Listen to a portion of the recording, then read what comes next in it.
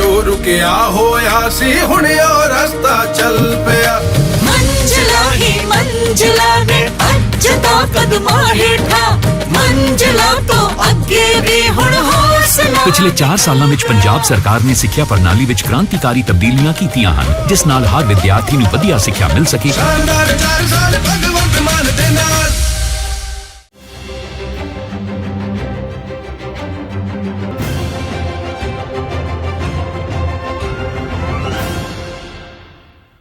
Good morning, viewers. You're watching Savera Morning Bulletin with me, Vidhi Joshi. The National Democratic Alliance on Monday finalized its seat-sharing pact for elections to the 234-member Tamil Nadu Legislative Assembly. Amid the ongoing war in the Middle East triggered by the US and Israel attacks on Iran, Prime Minister Narendra Modi on Monday said that the crisis in West Asia has created a negative impact on the world economy and has also set unprecedented challenges for India too. However, he assured that the government's focus is to ensure that people in India face the least hardship.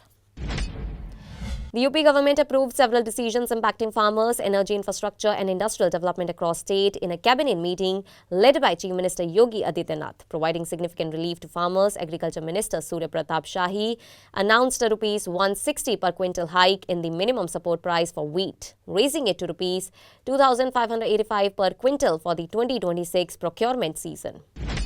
Two Indian-flagged LPG carriers, Jagvasant and Pine Gas, are preparing to navigate the highly sensitive Strait of Hormuz amid rising instability in West Asia. As per the information, both the ships are sailing from the Persian Gulf towards India and are currently en route to the Ladakh-Kesham Channel. A fresh firing incident has been reported in Canada's Brampton, sparking concern among residents. A video of the shooting has surfaced online and is rapidly going viral on social media platforms. Amid growing discontent over the CAPF bill set to be tabled in the parliament, senior Congress leader Shashi Tharoor has written to Union Home Minister Amit Shah highlighting key concerns of the Central Armed Police Forces. Tharoor also shared a 2-page letter on social media platform X detailing the issues raised by CAPF veterans. A major political upset was seen in Satara, where the Bharatiya Janata Party won the Zilla Parishad president election despite not having full majority numbers, and the Shiv Sena NCP alliance had more members on paper, but cross-voting and last-minute developments changed the outcome. In a major fraud case in Bengaluru, a couple, Jason D'Souza and Lavina, had been arrested for allegedly cheating hundreds of job seekers by promising government positions in the court system. Reports say that the duo collected huge sums from victims, with the total scam amounted estimated at around Rs 25 crore. Samajwadi Party chief Akhilesh Yadav said that if his party comes to power in UP in 2027, underprivileged women will receive Rs 40,000 every year under a revived SP pension scheme. Speaking at the party office in Lucknow, he said that the focus will be on improving the financial condition of women and giving them more independence.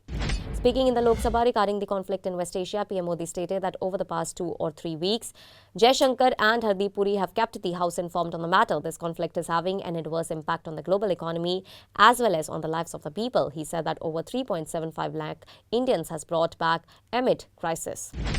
A heart-wrenching incident has come to light near the village of Dhab, Brahman Wala, located close to Kotkapura in Faridkot district, where 2 biological farmer brothers, distressed by debt, committed suicide by jumping in front of a train. Upon receiving the information, the railway police arrived at the scene, took custody of both the bodies and sent them to Medical College Hospital in Faridkot for a post-mortem examination.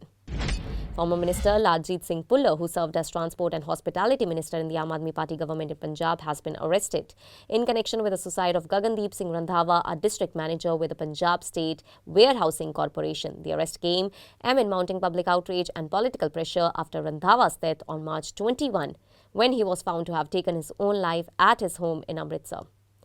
In Jalandhar, the Punjab Roadways and PRTC Contract Workers Union has launched a protest against the state government over their pending demands. On Monday, a massive gate rally was organized by the employees at the Jalandhar depot. An incident of sacrilege has come to light in Khanna. Reportedly, the parts of the sacred Gudka Sahib were torn and scattered in the street. The incident took place on street number 2 of Singh Avenue in Khanna. In the Mohali district, a young man was beaten to death following a personal feud. During the assault, the victim was struck with iron rods and sticks. He subsequently succumbed to his injuries while undergoing treatment. Now in the development, the police have arrested 3 accused in this case. With the US President Donald Trump giving a 48-hour ultimatum to Iran to open the Strait of Hormuz, Iranian Foreign Minister Syed Abbas Araghchi on Monday said that the negotiations with the United States have ended, calling the situation a bitter experience and a betrayal. An Air Canada Express aircraft collided with a ground vehicle at LaGuardia Airport in New York, leaving the pilot and co-pilot dead and several others injured, according to the reports. Amid escalating conflict in the Middle East, both the United States and Iran issued threats to target critical infrastructure, which has intensified fears of a wider regional fallout. Iran warned that the Strait of Hormuz, a vital corridor for global energy shipments, would be completely closed if the US acted on President Donald Trump's ultimatum to strike Iranian power plants. As Pakistan continues to face severe financial stress, the government has approved a steep increase in the levy on high-octane fuel.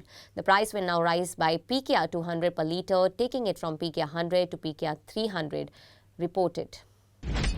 Police in London are investigating after 4 ambulances belonging to Jewish organizations were deliberately set on fire in a suspected anti-Semitic attack. Authorities are treating the incident as a hate crime, raising concerns within the Jewish community about targeted violence. The International Cricket Council on Monday announced the Player of the Month award winners for February. Star India bowling all-rounder Arundhati Reddy bagged the women's honour for her impressive performances in a T20 series in Australia, while Pakistan's Sahibzada Farhan took home the men's honour for his performances in the T20 World Cup 2026.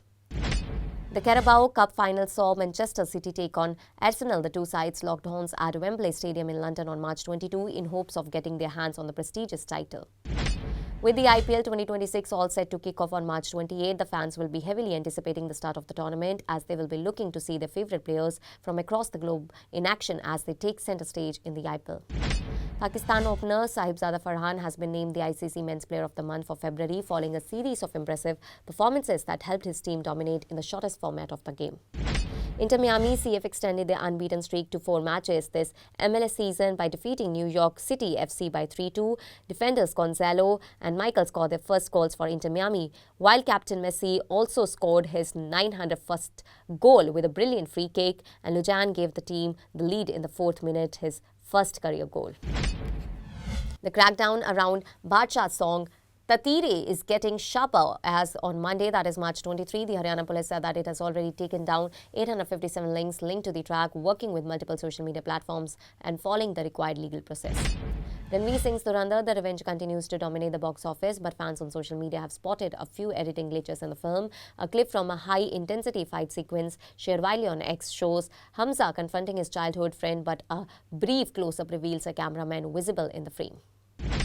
The reality show The 50 has wrapped up, with Shiv Thakre emerging as the winner after weeks of intense competition. Starting with 50 contestants from television, social media and entertainment, the finale saw Shiv Thakre competing against Faizu, Kaka, Rajat Dalal and Krishna Shroff. He walked away with the trophy and a cash prize of Rs 50 lakhs.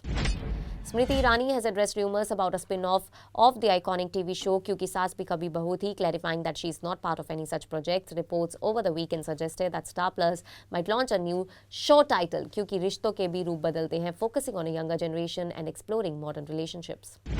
Bollywood filmmaker and producer Karan Johar has made a public request to the media, urging them not to quote statements in a way that twists context or relevance. Johar highlighted concerns over the growing clickbait culture in journalism, which often misrepresents celebrities' words for online traction. OpenAI has announced that its top priority is developing a fully automated agent-based AI researcher, building on AI chatbots that answer questions and AI agents that perform tasks with minimal guidance. This next-generation system aims to tackle complex research problems independently without requiring step-by-step human input. A US federal jury has found Elon Musk liable for defrauding Twitter shareholders during his $44 billion takeover of the social media company in 2022. The verdict, delivered in San Francisco federal court, concluded that Elon Musk attempted to manipulate Twitter's stock price to renegotiate or withdraw from the deal. Brent crude has climbed up more than 60% since the conflict in the Middle East began, from roughly $70 per barrel to about $112 per barrel on Monday. Samsung Electronics said on Monday that it has begun supporting compatibility between the Android file-sharing platform QuickShare and Apple's AirDrop, allowing Galaxy S26 smartphone users to exchange photos across different devices.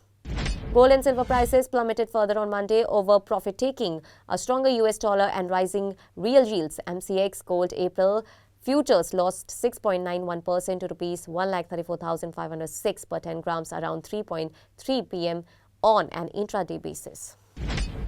Adobe on Monday announced the appointment of Shamik Basu as Vice President Creative Products Group in India as part of its push to strengthen local innovation and leadership. With the implementation of the Pradhan Mantri Ujjwal Yojana, near universal LPG coverage has now been achieved, and there were about 10.56 crore PMUY connections across the nation, including 52.60 lakh connections in Maharashtra and 43.92 lakh connections in Gujarat, the Parliament was informed on Monday. Domestic equity benchmarks opened the week sharply lower on Monday as escalating tensions in West Asia and surging crude oil prices weighed on investors' sentiment. Sensex fell 1,555.62 points or 2.08% to 72,977.34 in early trade, while Nifty declined 479.95 points or 2.07% to 22,634.55. The government on Monday launched a new system, internal audit portal, to enhance transparency and accountability by shifting audit processes from traditional manual tracking to a real-time, centralized digital ecosystem. Paytm, one of the popular online payment platforms, has been offering UPI access to NRIs across the world, making digital payments a lot easier for them. Now, they could easily log into the Paytm with an international mobile number without any fussing over getting an Indian phone number.